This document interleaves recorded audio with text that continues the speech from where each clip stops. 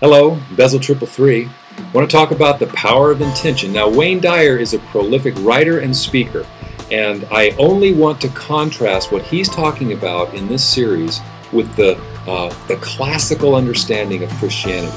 Now, I say classical, and I also want to include confessional, because what I'm going to do is draw from some of the classic historic Christian confessions, which I think best summarize what true Christianity is all about. So let's hear what Wayne has to say about God, and then I'd like to contrast what he says with what we find in classical confessional Christianity. You begin to realize that everything that shows up here in this world shows up from a source, from a place, from an energy, from a field, whatever you want to call it. Okay, so the first comparison I want to make is what Wayne is talking about here, that everything comes from what he calls a source, a place, an energy, or a field. Right, this harkens back to, remember Star Wars, when Yoda was telling Luke that everything, the rocks and the trees and everything in the universe comes from the Force.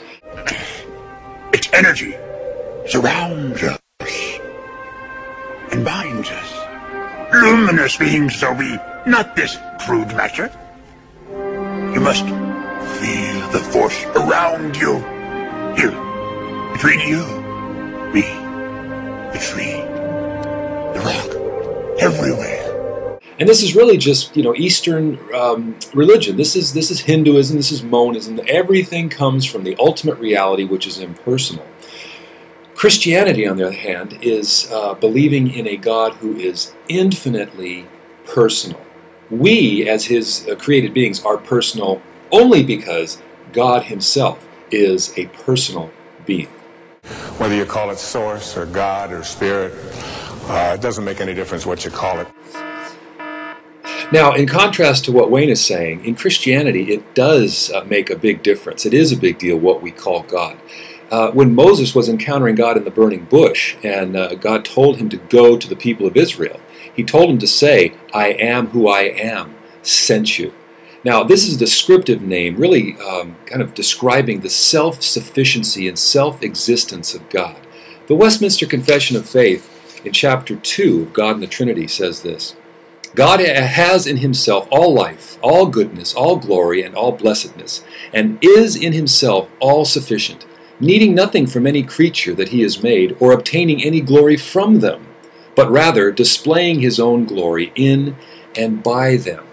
You see, a personal God is a God that we identify in a personal way. Sorcerers are those who are concerned with cleansing this connecting link so that you become more and more in rapport with, or in harmony with, this field of intention. And the more you're in harmony with this field of intention, the more you are able to do all that this field of intention is able to do. Okay, now don't think Gandalf when he's saying sorcerer. He's just saying those that are being able to try to get in harmony with the source, which he's calling God, this impersonal force. What's interesting, though, is he says that there is a need to cleanse this connecting link. Now, Christianity would agree with that, but in a very different way. And as we're going to see in just a second, there is a very different understanding between the creature and the creator. Okay, Wayne is pretty much saying that there's really no difference, that you are the creator. You're part of this collective, this ultimate reality. Christianity has a very different way of understanding who we are and who God is. You are able to create miracles. You are able to heal yourself. You are able to attract into your life the abundance that has been missing. You are able to find the right people and have them show up exactly on time. Because that's how the universal source from which all things and all people originated, that's how it works. Now, from Wayne's perspective, that is pretty neat. If you're able to connect to the ultimate source and be able to perform miracles and heal yourself and attract people into your life, that would be super. That's certainly not my experience. Maybe because the connecting link to the source is not clean. But I'm going to go with the Christian perspective, which is that God not only created all things, but He governs what He has created. And that includes creatures. That includes us, creatures created in His image. We read in chapter 5 of the Westminster Confession, God, the great creator of all things, does uphold and direct and govern all creatures, actions, and things, from the greatest to the least. It goes on to say, God in his ordinary providence makes use of means and secondary causes, yet is free to work without, above, and against them, at his pleasure. You see, it's God who controls the universe. It's God that controls all things. We do have free will in a certain sense, but we'll get to that in a second. But to be able to perform miracles like Wayne is talking about, just ask yourself if that's your experience. Ask yourself if you're able to modify reality, if you're able to draw abundance into your life. That you showed up here from a field that I call intention. And that beautiful globe that is here to my left, to your right, is what I am going to call, for the rest of this program, I am going to call this the source from which we all originated. Okay, now the Christian perspective is entirely different. And remember, we're talking about an infinite personal God, not an impersonal force that we came from. The Westminster summarizes what the Bible teaches really well here. It says in its chapter on creation, after God had made all other creatures, he created man, male and female, with reasonable and immortal souls, endued with knowledge, righteousness, and true holiness, after his own image, having the law of God written in their hearts and the power to fulfill it, and yet under a possibility of transgressing, being left to the liberty of their own will, which was subject to change. You see, mankind was made with the ability to obey God, but also the ability to disobey God if they so chose. The fact that Adam and Eve disobeyed God does not reflect a flaw in the Creator, but rather the creature using their own free will that God had blessed them with. And if there's no place that it's not, you literally are already connected to everything that you would like to attract into your life. What keeps you from doing it is your belief that you're separate from your source.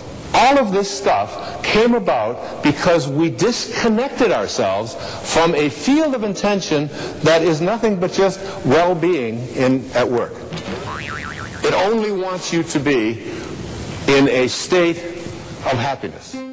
Now here we have agreement again with what Wayne is talking about. The human problem is we are separate from God. We are disconnected because of human sinfulness. But God has done something for us that we could never do for ourselves. Here's Paul in his letter to the Ephesians describing what the human nature is like before the redemption that's available in Christ Jesus. He says, and you were dead in trespasses and sins, in which you once walked, following the course of this world, following the prince of the power of the air, the spirit that is now at work in the sons of disobedience, among whom we all once lived in the passions of our flesh, carrying out the desires of the body and the mind, and were by nature children of wrath. But God, who is rich in mercy, because of the great love with which he loved us, even when we were dead in our trespasses, made us alive together with Christ. By grace you have been saved. That's chapter 2 of Ephesians. That is the great news of the Bible. That's the great news of the gospel, that it's a rescue mission, that God saw the problem before it ever happened, that his crowd of creation, made in his image, would disobey of their own free will and the tempting of Satan. And then the rescue mission takes place. The promise begins in the garden, where God says to the first couple, I will crush Satan's head, and does that by coming in the fullness of time in the person of Jesus Christ, second person of the Trinity, who lived a perfect life, who died a sacrificial death that is the death that we all deserve to die because of our sin, eternal separation from God. And in trusting what Jesus did, you can be restored and have communion. You can be reconnected, as Wayne says, to the ultimate source, who is God, Jehovah, the I am who I am. Consider what you're believing today. You know, C.S. Lewis said, if we don't take seriously the study of God, it won't be that we don't have any theology, it will be that we have a bad theology. Trust in Jesus today.